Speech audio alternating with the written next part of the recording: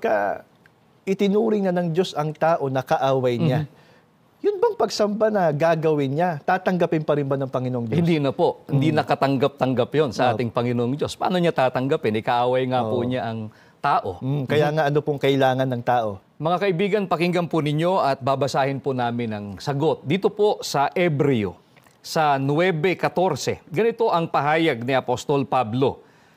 Gaano pa kaya ang dugo ni Kristo na sa pamamagitan ng walang hanggang espiritu ay inihandog sa Diyos ang kanyang sarili na walang kapintasan upang malinis ang ating budhi mula sa gawaing naghahatid sa kamatayan, sa gayon makapaglilingkod tayo sa buhay na Diyos.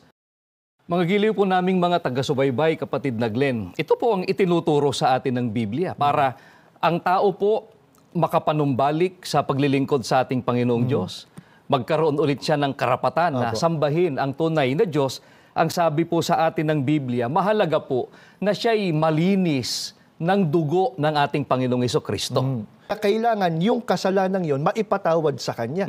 Pero paano po mapapatawad ang tao dun sa kasalanang nagawa niya? Sa pamamagitan po ng dugo ng ating Panginoong Hesukristo.